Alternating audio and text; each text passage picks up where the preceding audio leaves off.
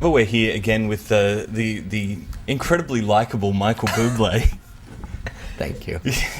You're back. I'm back. With another album, your fourth record. Yeah. Which is almost sounds like more of a pop record than ever. I mean, were you going out of your way to become a pop star? No, I think, what's weird is I think that I was going out of my way, this is going to sound really funny, but to make the least commercial record that I've made. I think every artist that you talk to probably always says that it's the best record they ever made, their next record, But well, they have to, don't they? They have to, yeah. I can't wait till one record I just say, this is absolute shit, and don't buy it because it's a ripoff. But I think that, the first record I got signed, and I didn't really make a lot of big decisions. I was told what to do. I was marketed in a certain way.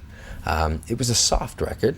It was, I look at the songs. It was How Do You Mend a Broken Heart and Put Your Head on My Shoulders and You'll Never Find. It was, you know what I mean? I knew it was going to be sold to an older generation of people, blah, blah, blah. I guess what I'm trying to say is I'm like the Benjamin Button of music, because as each record has come and I've enjoyed more power, I have become more myself, and each record becomes definitely a bigger statement about who I really am and my youth, my age, the music that I like and I've been touched by. And on this record, production-wise, I wanted it to be more raw, very simple, more raw. I wanted it to be more present. I wanted it to be emotionally honest. And so I thought, okay, kid, you sold 22 million records. You did what you had to do. You were very marketable. You were commercial. Now you owe it to yourself to make a record for you that you can listen to, that you really dig, that you feel has presence, and I did that.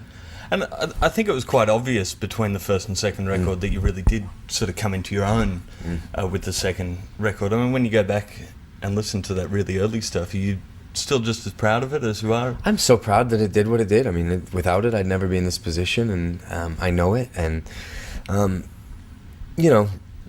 I'll never put it down. And by the way, people still buy a whole bunch of them, and I would never poo-poo it, because that would be, I think it would be putting down the fans, But I just think that I needed to show growth, as an artist, and I couldn't articulate, I don't think, what it is I needed, but I asked a lot of people that are musicologists and friends, and I kept saying, why is it that the Motown records and the Presley records and the Sinatra records and the Beatles records turned me on so much? What is it that I'm hearing or feeling that I wasn't always feeling on modern records? Not just my records, but modern records. And I think that the people that loved me were open enough to tell me that it was a matter of how they were produced. It was a matter of things being maybe slick, or things being put through an MP3 player and compressed and auto-tuned, and you know what I mean, the machinery, as opposed to me, like what I did on this record, where I walked in to the Dap Kings studio in Brooklyn and recorded to 8-track, or when I walked in to the recording of my first song we recorded was Stardust, and I literally put me and the 7 singers a cappella around 3 microphones hanging, put my rhythm section 5 feet away. Nobody wore cans. We did the song 4 times, and we took the best take. And it's full of mistakes. It's full of mistakes. I mean, pitch is not perfect, and it feels better than anything I've done before. Yeah, right. So, you lose out on perfection, but you gain presence. And I think I've learned, especially now, that I can never go back. I can never go back. The next records will be even more organic. I think working with Sharon Jones and the Dap Kings was an interesting one, because both you and them come from sort of an old style American music, but they're 2 totally different styles. Yeah. And I think, and correct me if I'm wrong, that was the first time you've had a totally different band backing you on record? Yeah, that's right. I mean, what was it like? Was that a totally different experience, working with them? No, what's weird? It's not the first time I've done that, because I did, on the last record, I wrote a song called Everything, and Bob Rock produced it, and Bob had Josh Freese on the drums, and it was a totally different band than my band, and I really enjoyed it because it brought something completely new to the table. And a lot of the time, Foster would bring session guys, and they're the best in the world. but they're cold and calculating. They're my friends. They're beautiful guys. But when I say cold and calculating, I mean as musicians, they've done this for 30 years, and they walk into that studio and they are like, they just know exactly what they're doing. And which goes back to what you were saying about, you know, talking to the musicologists and all of that. Yeah, there's something cool about, for me, going in with my guys that I play with on the road, who are really excited and young and sweet and naive, and, you know, I like tempos to speed up. I like that. I mean, to me, that's the flaws are what make it beautiful.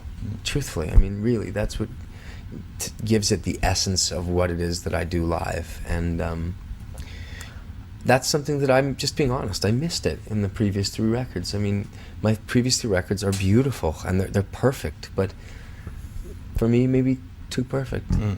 Imperfect in their perfection. Yeah, I like hearing the flaws. I like hearing the pops. I like hearing the changes in tempo. I like hearing even a little bit of pitchiness. I like hearing the air in the room. You know, there's something cool about that. Like when I listen to Sinatra,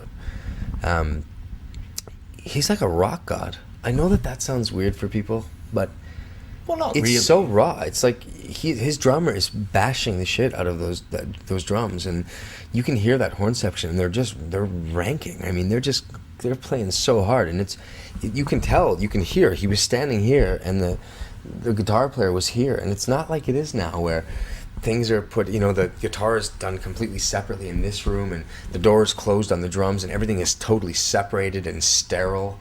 You know what I mean? That's what I didn't want. I wanted all the doors to be open. I wanted to have the mics hung from the ceiling, and I didn't know how to do it. So I called Umberto Gatica, who engineered it, and I said to him, "Can you do this for me? Can we do this the old school way so I can feel something?"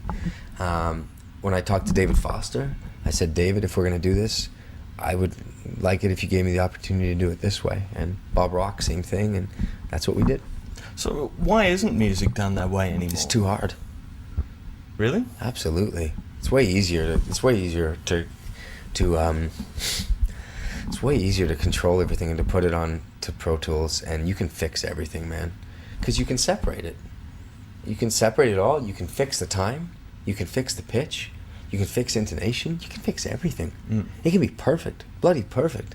And then you can run it through your MP3 player and fix all the levels and everything. When you go look at the levels, it's perfect. It all sits on the same bar.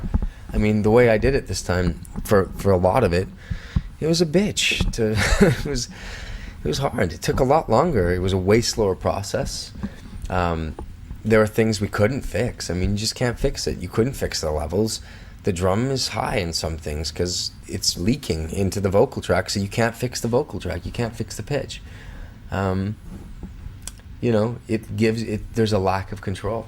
Even when you go and play this record live, your live show sounds a lot closer to the record than previous. And I think not just sounds, but I think feels, I think is a good word. I think it feels live. I think that you can, by the way, Shu, I should say this, I'm talking like everything is so pure and raw, but it's not. I mean, Haven't Met You Yet, the pop song, I used Pro Tools, I used Autotune, I had Chris Lord-Alge remix it, I put it through, I compressed the hell out of it.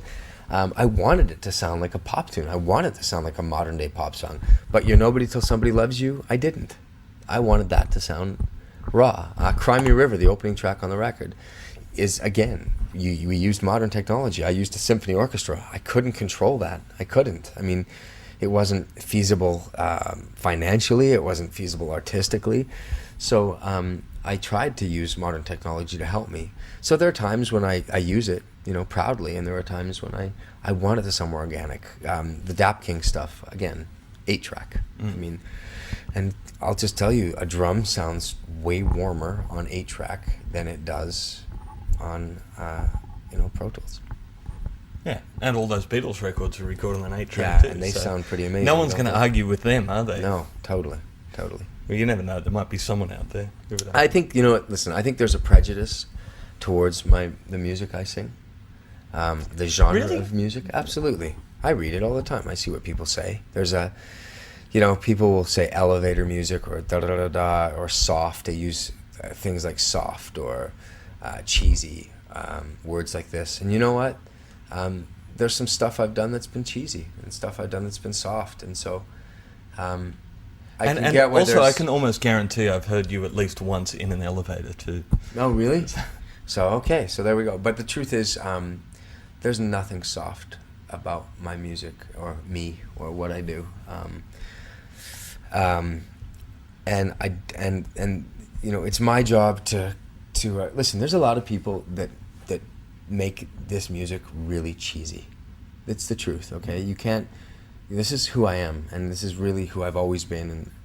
And I'm trying my best to do it organically and to be really honest.